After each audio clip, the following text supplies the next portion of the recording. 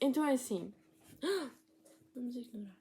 Houve duas meninas que me pediram: Helena, tens de fazer a mensagem. Estamos todos a bater mal com a mensagem. Eu vi também a mensagem no TikTok a dizer: oh meu Deus, a mensagem, espero que a mensagem não caia. Para ser sincera, eu não me lembro o que é a mensagem. Não me lembro de dar. Eu provavelmente quando começar a estudar a mensagem vou-me lembrar.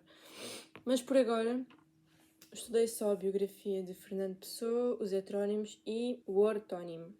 Neste vídeo vou especificar mais o ortónimo e vou criar outro vídeo para os heterónimos. Tenham em conta que toda a informação que eu tenho aqui eu tirei do canal no YouTube Help to Learn. É Help e depois um 2 e depois Learn. Já não é a primeira vez que eu vejo os vídeos deles para aprender sobre a matéria que vai sair no exame de português. Eles explicam super bem, fazem esquemas e metem tipo palavras-chave.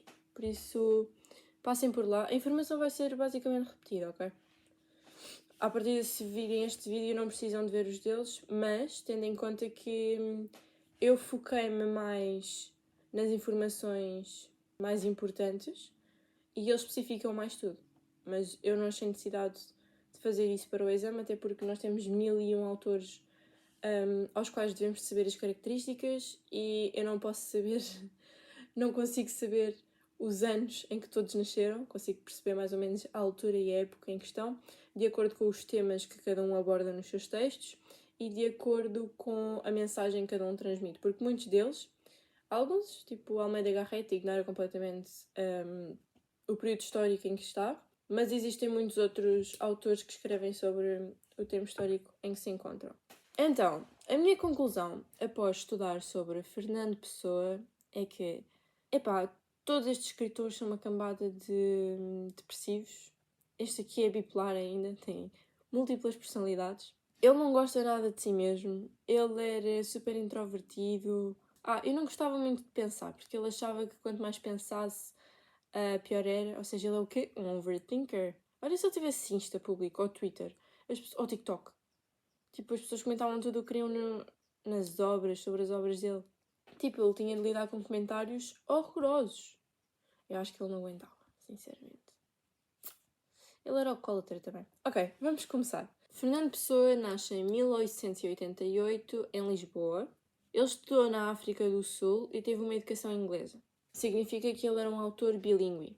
Em 1905 voltou para Portugal. Na altura que ele voltou para Portugal, Portugal estava a passar pela queda da monarquia, a implantação da República e a ditadura do Estado Novo. Ao longo da sua vida ele passa por diversas desgraças, como o pai morre, o seu percurso universitário falha completamente, seja em letras, seja em filosofia. Ele passa por crises depressivas. Depressivo, foi o que eu disse. Ele tenta ser empresário, mas também não tem jeito para a coisa. Tenta abrir uma tipografia, mas foi um falhanço total, fechou pouco tempo depois de abrir. Ele passa por diversas frustrações amorosas. Se nós formos a ver bem, a vida dele até agora é a vida de qualquer jovem de tipo 25 a 30 anos.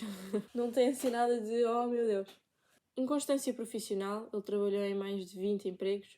Vício pelo álcool, eu acho que ele vivia em 2025 e não sabia. E depois morreu aos 47 anos com uma crise hepática. Basicamente, o fígado falhou. Ele era alcoólatra.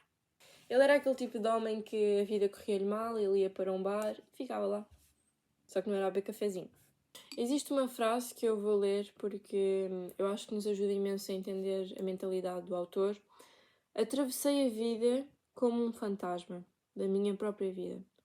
Esta frase foi mesmo dita por ele, o que demonstra que ele era um autêntico introvertido e passava bastante despercebido. Em um de seus poemas ele escreveu: sinto-me múltiplo, sinto-me viver vidas alheias em mim.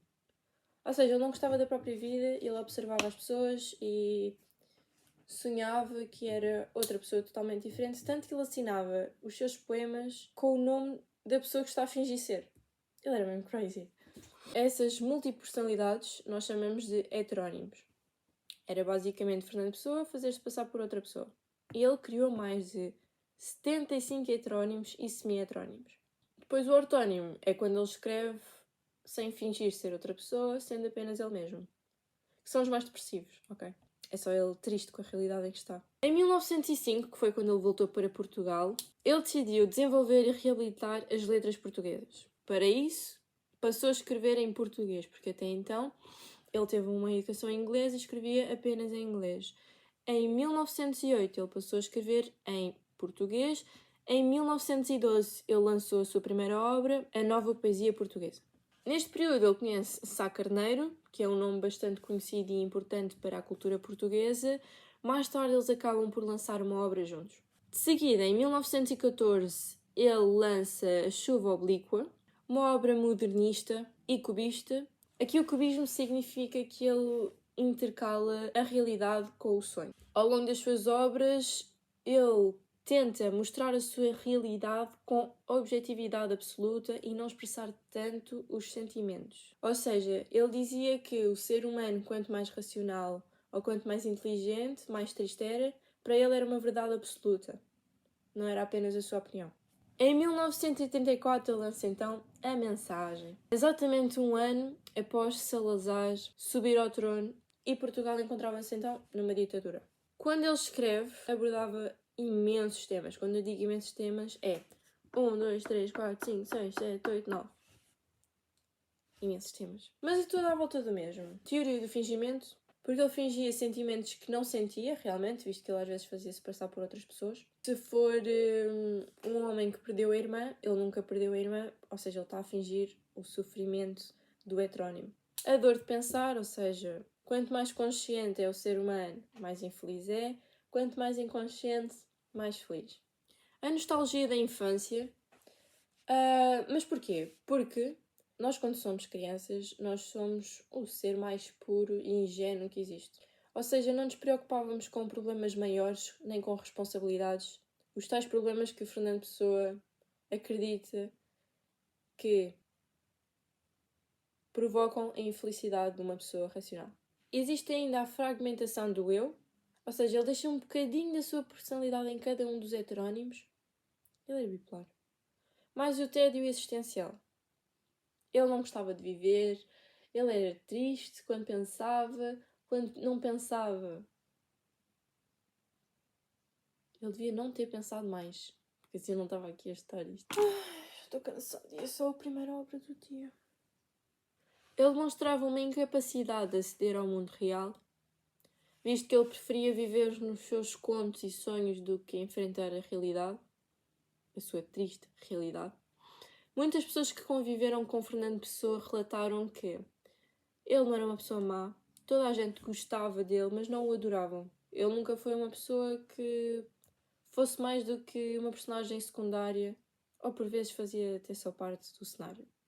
O que, consequentemente, causou uma inadaptação social. O estilo da escrita dele é cheio de adjetivos, metáforas, comparações e linguagem simbólica e misteriosa, ou seja, é sempre com um duplo sentido. Em relação ao ritmo das suas obras, existe uma aliteração, ou seja, a repetição do mesmo som, onomatopeias, tipo uau, e rimas. Em relação à estrutura, encontramos-nos com uma linguagem simples, repetições, rima cruzada e emparelhada, e estrofes curtas, normalmente quadras ou quintilhas. E esta é basicamente a informação que eu tenho a dar sobre Fernando Pessoa e o seu ortónimo. Os heterónimos eu vou fazer outro vídeo, por isso ainda não está publicado. Esperem um bocadinho que eu ainda tenho de estudar, ok? Fazer os meus apontamentos e depois vou partilhar com vocês. Tchau!